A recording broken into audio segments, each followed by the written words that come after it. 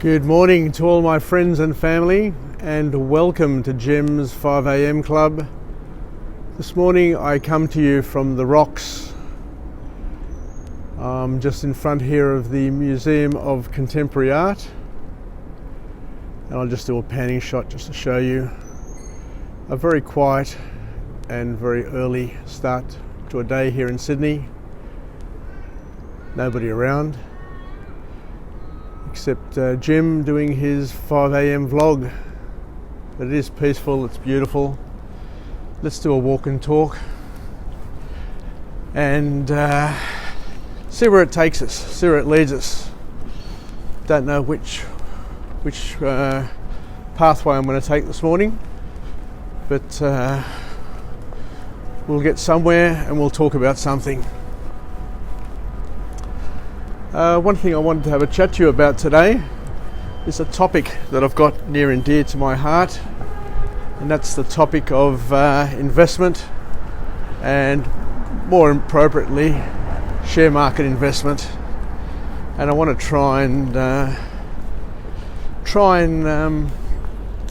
dispel a key myth that many people have.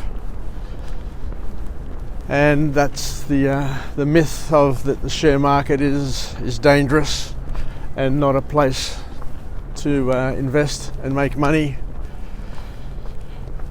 Where do I start? Let's go back in time.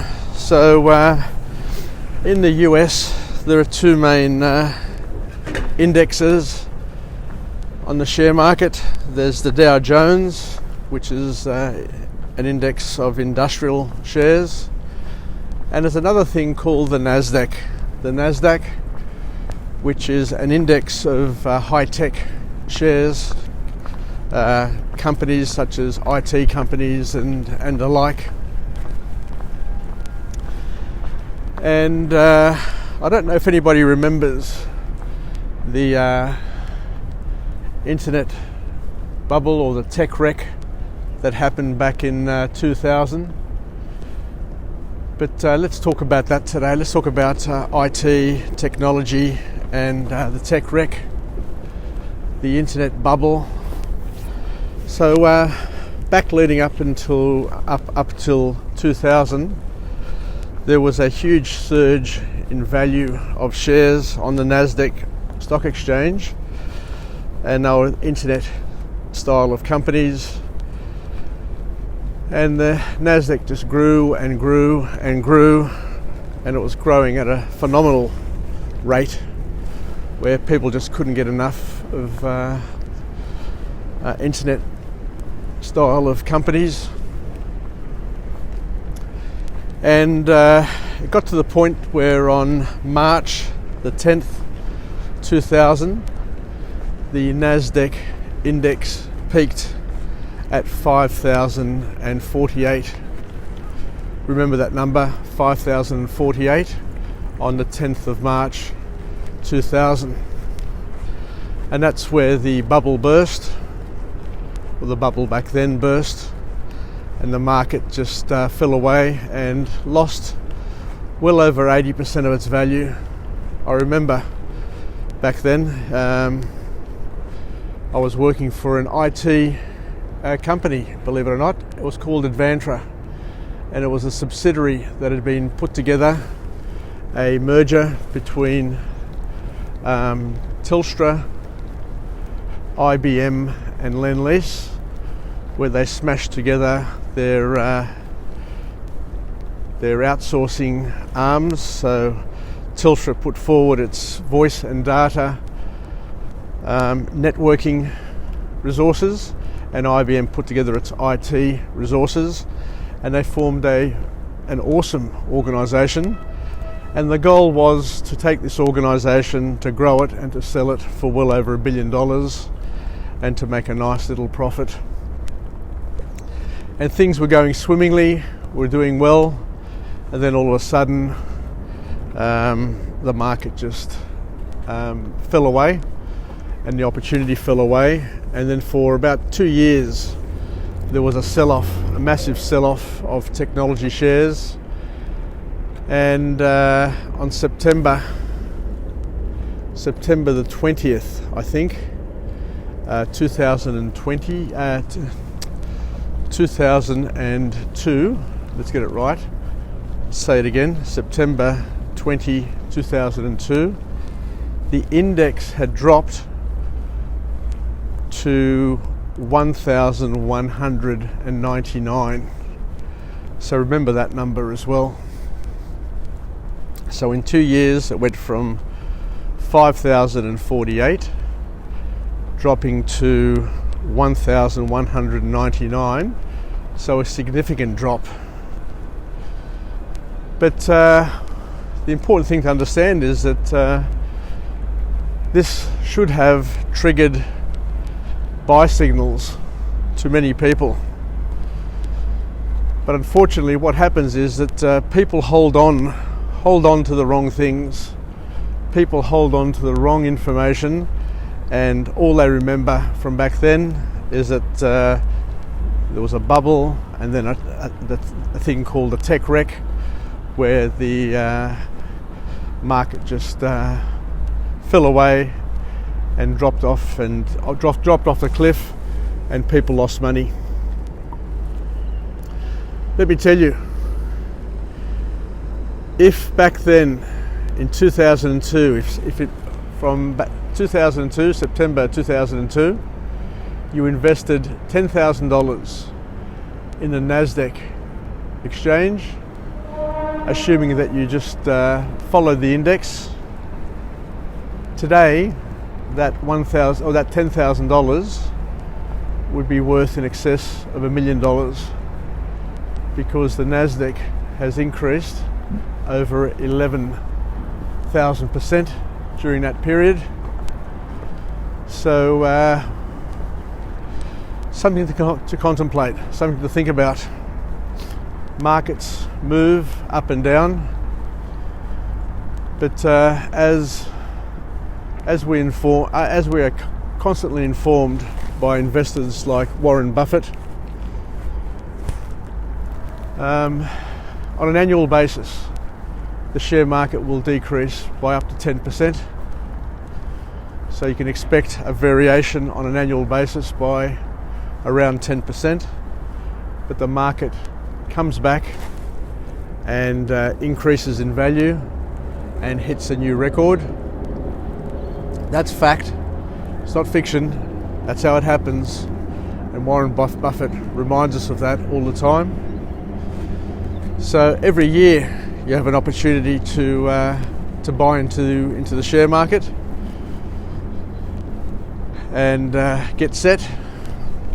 And Warren Buffett says every 3 or so years the market has a bit of an overreaction and can drop up to 40% or more. But once again, even though it drops by 40% or more, it will recover and it will hit another high again. So once again, if you're sitting on the sidelines, there's an opportunity every 3 or so years to buy in at significant discounts, and all you have to do is just do the wait and pray game, and your investment will no doubt increase manyfold. So how do we use this? I think the important thing for everybody is to be careful. To be careful of what you hold on to. The media are experts at fear, uncertainty and doubt. They are the purveyors of those three products: fear, uncertainty and doubt. What they want to do is just to highlight and to focus on things when they're at their worst. And what happens is that most people just hold on to that, and they'll never ever invest in the share market, or they'll never ever invest in the property market for fear of it falling away and dropping off. But if you take a long view, If you take a long view and you look at a market over 10, 20, 30 years, you'll see that most markets never ever lose money. They may dip, they may correct, they may change direction temporarily, but the trend is in one direction and one direction only, and that's upward and onward for those who have a thirst for adventure, and for those who have foresight and know how it works. Anyway, so just so you know, the Nasdaq's tracking at about 11,000 points now. And in 2002, it had gone from 5,048 down to 1,199. And I remember back then sitting with my mates and saying, will the market ever recover? And worrying and saying, you know, how terrible.